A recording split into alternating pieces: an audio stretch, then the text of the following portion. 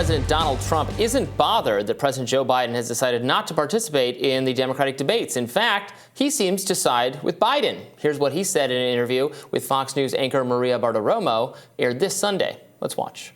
I think they'll vote for me much more than the union leaders who are indoctrinated into the Democrat Party. But no, I think that Biden will probably be the candidate if he can make it. Well, the Democrats don't want to do debates. I know Marianne Williamson and RFK Jr. want to debate. What do you think about that? Well, I understand why he doesn't want to do it. I mean, I truly understand why he doesn't want to do it. But they are, there's a big difference. Although in the case of RFK, I've seen polls where he's at 20%. That's not bad. But I understand why he doesn't want to do that. Look, when you're running for office and you have, in his case, let's say he has a 30 or 40 point lead, why would he do it? Now, people are going to say, well, he can't do it. I actually think he can't do it, if you want to know the truth. I don't think he's capable of doing it. But why would he do it? Especially because of that. Why would he do it? If he's got a 30 or 40 point lead, which is what he's got, I don't think RFK expects that he's going to be debating. He's a very smart guy, by the way. I don't think he expects to be debating Biden. Remains to be seen whether Trump will join his challengers on the debate stage later this month. Meanwhile, RFK Jr. isn't the only thorn in Democrats' side. Third-party candidate Cornel West might be cause for concern. A new NBC News poll shows 45% of Democrats are considering backing a third-party candidate. One Twitter user posted, quote, "This is what happens when you stab your own voters in the back over and over again and offer them nothing but empty promises." Now here's Dr. West on with CNN's Caitlin Collins on NATO and Ukraine. Know how empires behave, Sister Caitlin. If Russia had missiles in Mexico and Canada, the United States government would probably blow them to smithereens because that's how empires behave. We had the same challenge in Cuba in 1962. So what we end up with a criminal invasion. And I know some of my left-wing comrades who know it's an invasion. Criminal invasion, but a criminal invasion provoked by the expansion of NATO, which is an instrument of U.S. global power. And we have to be able to conceive of a world when we look at China, when we look at Russia, when we look at Ethiopia, when we look at Haiti, when we look at Brazil, we got to see precious human beings rather than these competitive nation states that are trying to devour more profits, more land, and more territory. And he goes on to say in that interview that Caitlin Collins then says, well, what do you support doing? Donald Trump says he'll end this in one day. And he says that he would, actually convene a conversation between global leaders and have and end the war, likely by having some concessions for Russia, including the loss of Ukrainian territory.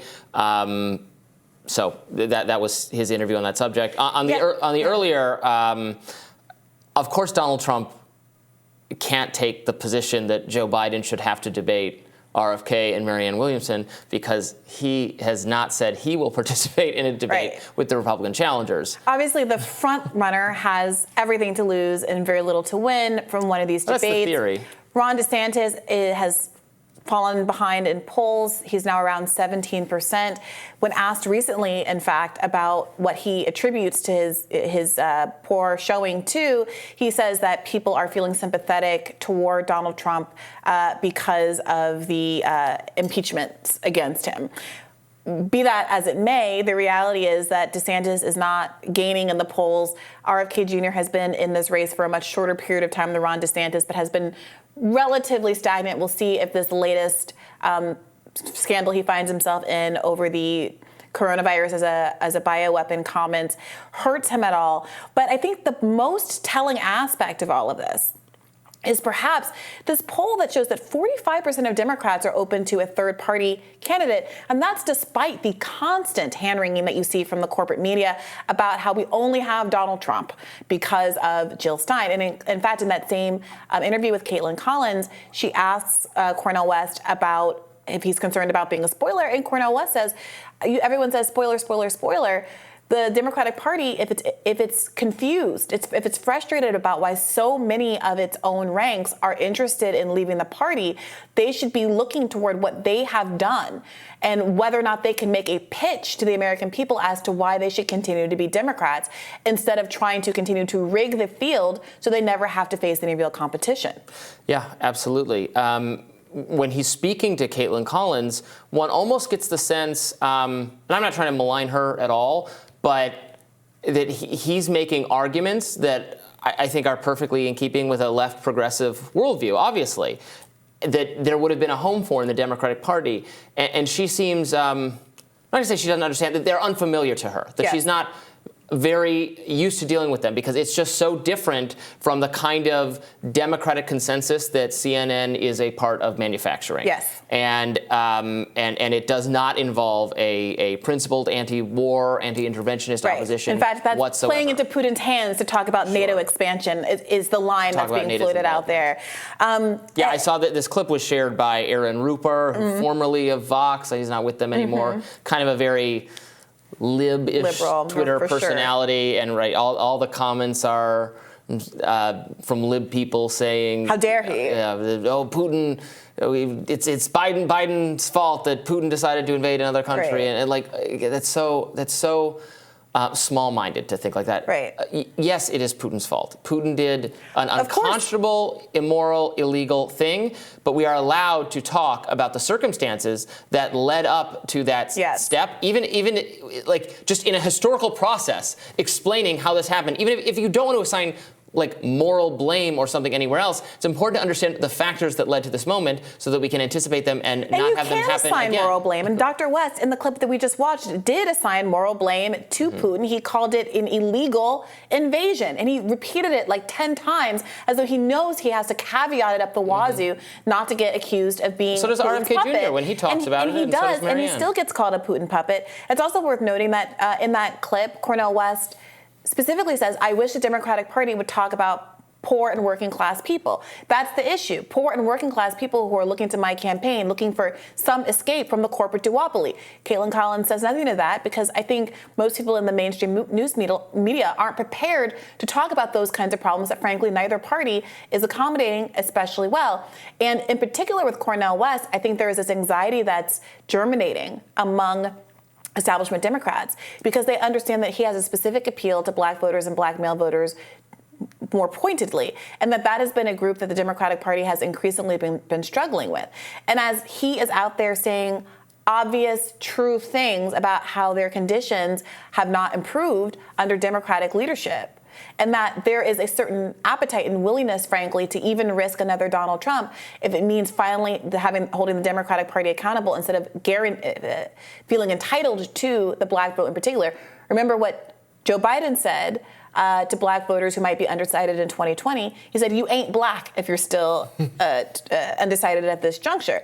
Now, can he still say that? Can he make those kinds of arguments when someone like Cornel West is not only in the race, but after he spent 3-4 years not following through on the specific campaign promises that he put out there to induce black people to come and vote for him, like canceling all student debt for graduates of HBCUs, something he never even really mentioned when he was actually president, completely outside of the context of the Supreme Court undermining his policies.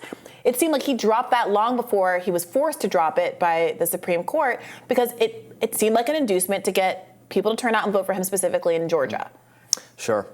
Before we go, I did want to note, I think Trump should, I don't know that Trump should fear having to debate the other Republican candidates. Obviously, he debated 16 of them, or however many it was, back in 2016, and it didn't sap any energy from his campaign whatsoever. In fact, it was probably good because the spotlight is a good thing for Trump. The limelight is good. He's entertaining. He's clearly, I mean, we're beyond we can't deny this. It's just like, even if you despise him, he has some kind of charisma or some kind of quality that causes a lot of people to feel intensely negative emotions toward him, to be fair, but especially in Republican primaries, that causes people to have a fondness for him. So I don't think he necessarily has a lot to lose. Also, they've been, the other candidates have not, with the exception of like Chris Christie, they're still not inclined to attack him even after he was defeated for the presidency, twice impeached and facing criminal charges, they're more likely to defend him. And they're going to have to do that. I mean, I don't know why they wouldn't do that if they're on stage with him. They're going to continue to do it. Yeah, so you're going to have 10 people making the case for Donald Trump in addition to Donald Trump. Well, why not do it? Yeah, I agree. It's not that I think that he is particularly vulnerable to them in a debate, but he also has nothing to really gain because he's already so far ahead. That's my only point. That to the extent that it's going to swing your. There's only downsides. I mean, even if the downsides are incredibly small, when you're already winning by 60 points over the next, the closest person in the polls to you, what's the point? I think he could eat into maybe DeSantis a little bit. But does he truly does not need to. DeSantis is at 17 and declining. Mm-hmm. If that were to turn around, I think that the incentives would change for Donald Trump. If he avoids him and DeSantis does well in those actually early states, he could get a boost in his poll numbers. So I don't know. I think maybe there's, some risk, but I don't expect that it's going to hurt him very much if he chooses to do debates at some point. Yeah. More Rising right after this.